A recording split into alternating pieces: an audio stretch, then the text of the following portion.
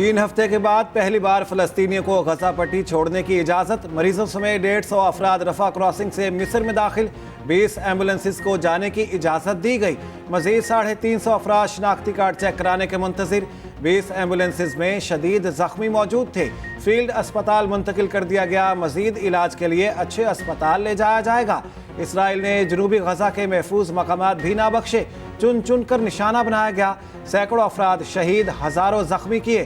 गजा का राब्ता फिर दुनिया से काट दिया गया। इसराइल ने मोबाइल और इंटरनेट सर्विस बंद कर दी।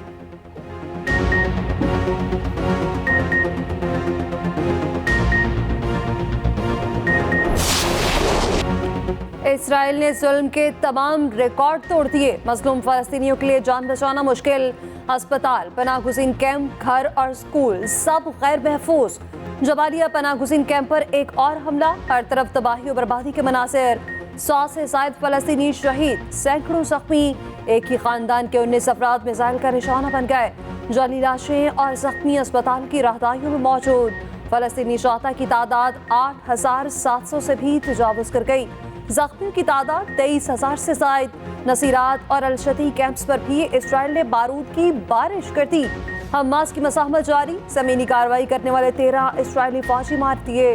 हौसी बागियों ने इसराइल पर मिसाइल हमले की वीडियो जारी कर दी।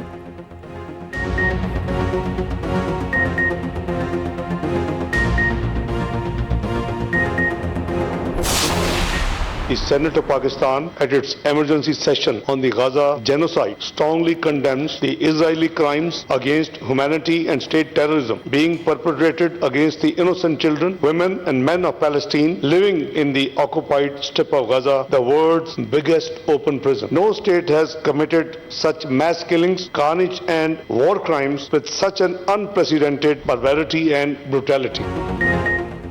सेनेट में फ़लस्तीन से इजहार यकजहती की करारदाद मंजूर। इसराइल के जंगी जुराइम की मजम्मत। पाकिस्तान का फ़लस्तीनियों की मुकम्मल हिमायत का ऐलान। फौरी सीज़ फायर का मुतालिबा। इसराइल की हिमायत करने वाले शरीक जुर्म करार। निगरान वज़ीर ख़ारिजा जलील अब्बास जिलानी ने कहा, गजा की सूरत हाल पूरी दुनिया के लिए बाइसे तशवीश है। इसराइली हमलों का दायराकार यरूशलेम और मगरबी किनारे तक बढ़ चुका।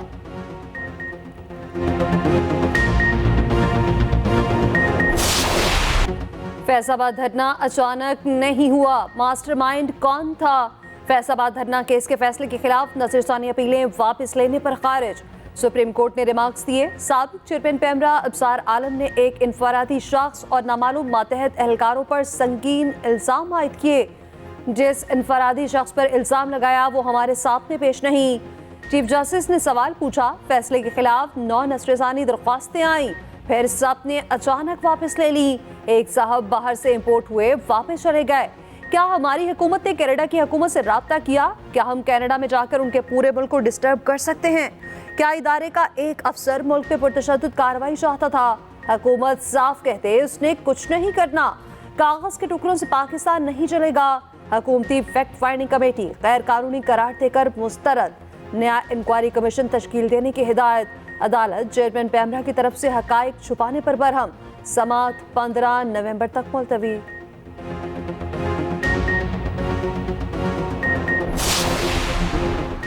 फैसलाबाद धरना केस में इलेक्शन कमीशन की अमल दरामद रिपोर्ट मुस्तरद। चीफ जस्टिस ने रिमार्क्स दिए। हमारे फैसले को भूल जाएं, अपना कानून देख कर बताएं। क्या कानून सिर्फ किताबों में रखने के लिए है? क्या इस पर अमल नहीं करना? आप कह रहे हैं 15 लाख फॉरेन फंडिंग हुई, ये तो मामूली रकम है। इलेक्शन कमीशन के वकील से बोले, आप आज इलेक्शन कमीशन नहीं किसी और की वकालत कर रहे हैं। हमें लगा था आईनी इदारा गलती तस्लीम करेगा, ये तो किसी के दिफा में बैठा है। जस्टिस अतहर मिनल्लाह बोले, बैरून मुल्क से भेजी गई इनफरादी रकम ममनुआ नहीं।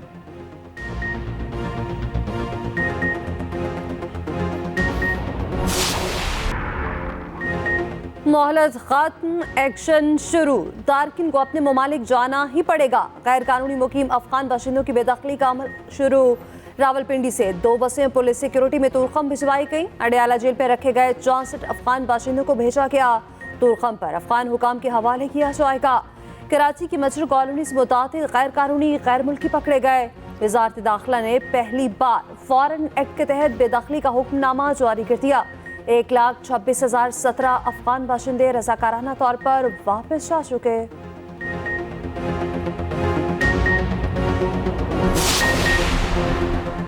अफगान बाशिंदों की वापसी, मुल्क दुश्मन कुव्वतों को एक आंख ना भाई। वापसी के अमल को सबूताज करने का घिनौना मंसूबा बेनकाब, मुल्क दुश्मन अनासिर सरगर्म। अफगान बाशिंदों के लिए कायम कैंप्स या नकलो हरकत के दौरान शरंगेजी का मंसूबा बनाया गया, मजमूम अनासिर को मुतहरिक कर दिया गया। अफगान बाशिंदों के साथ जोर ज़बरदस्ती की वीडियोस बनाने का टास्क दिया गया, ख़ास तौर पर औरतों और बच्चों की वीडियोस बनाने की हिदायत। मकसद मुल्क के खिलाफ प्रोपेगेंडा करना है। स्पिन बोल्डक अफगानिस्तान में पुरतशद्दुद मुजाहिरों से इंतशार का मंसूबा भी बनाया गया। क्रॉसिंग पॉइंट्स पर फायरिंग की मकरूह साजिश भी की गई। लाहौर में सांस लेना दुश्वार, फ़ज़ा इंतहाई आलूदा। पंजाब में 1 माह के लिए स्मॉग इमरजेंसी नाफिज, स्कूल फिर भी खुलेंगे। तलबा के लिए मास्क लाजमी करार। निगरान वज़ीर आला मोहसिन नकवी की आवाम से मास्क पहनने की अपील। वज़रा को स्कूलों के दौरों की हिदायत। तामीराती काम के दौरान मट्टी, रेत और पानी का छिड़काव ना करने पर कार्रवाई का ऐलान। लाहौर हाई कोर्ट ने स्मॉग पर इमरजेंसी नाफिज करने का हुक्म दिया था। अदालत शदीद बरहम, हुकूमत को स्मॉग का जिम्मेदार करार दिया। लाहौर में आलूदगी फैलाने वाली 62 फैक्ट्रियां स्मॉग का बड़ा सबब। कमिश्नर लाहौर को लिखे गए मुरासले में इंकिशाफ। ज़िला इंतज़ामिया के अफसर भी मुलविस निकले। महकमा माहौलियात के अफसरान इन कारखानों से पैसे लेते हैं। मुरासले में बताया गया, फैक्ट्रियों में प्लास्टिक, रबड़ और टायर्स का बतौर ईंधन इस्तेमाल होता है। स्पेशल ब्रांच की करप्ट अफसरान के खिलाफ कार्रवाई की सिफारिश।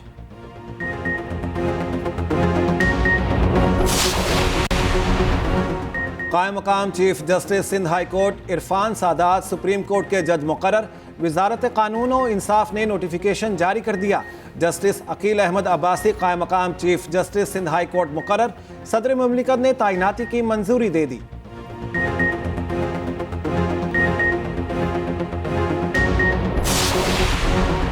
नाउमई वाकयात पर चेयरमैन पीटीआई माफी मांग लें तो माफी मिल जानी चाहिए।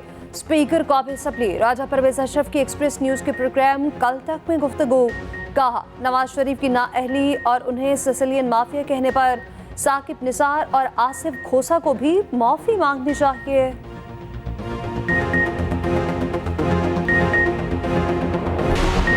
शाहीन आफरीदी की शानदार कारकर्दगी, बॉलर्स में पहले नंबर पर आ गए। आईसीसी की एक रोजा आलमी दर्जाबंदी का ऐलान।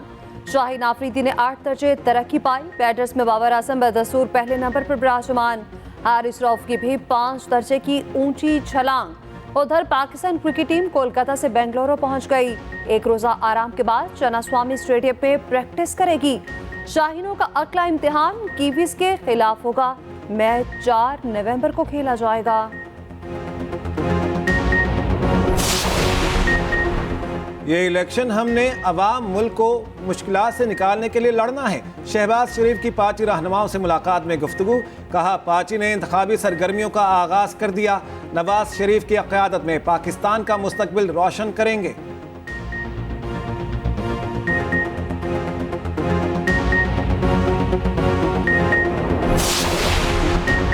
अब्दुल रहमान के इरफान समेत बलोचिस्तान की अहम सियासी शख्सियत नून लीग में शमूलियत के लिए तैयार।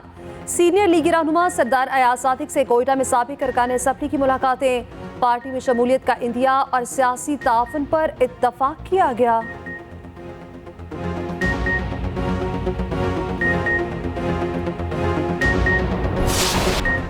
अमीर जमात इस्लामी सिराजुल हक कहते हैं, कौमी सियासत को गुलामाना जहनियत से आज़ाद करना होगा।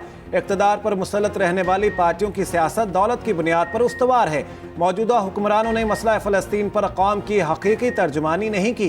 शफाफ इलेक्शन ना हुए तो मज़ीद अफरा तफरी फैलेगी।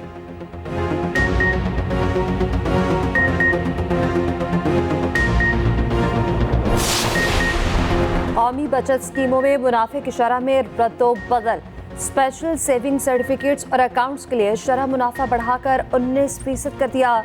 डिफेंस, बहबूद, short term saving certificate, pensioners benefit, शोहदा फैमिली वेलफेयर अकाउंट्स के मुनाफे में कमी कर दी गई।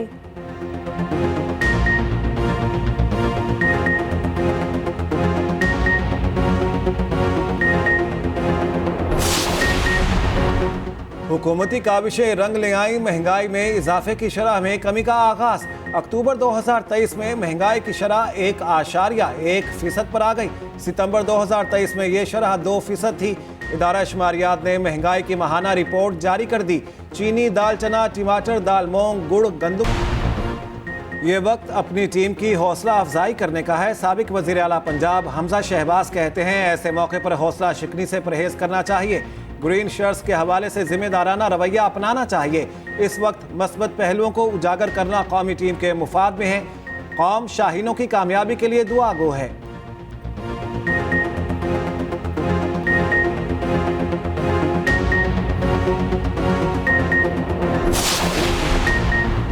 जीत टीम को एतमाद देती है। सेमीफाइनल तक रसाई हमारा हदफ है।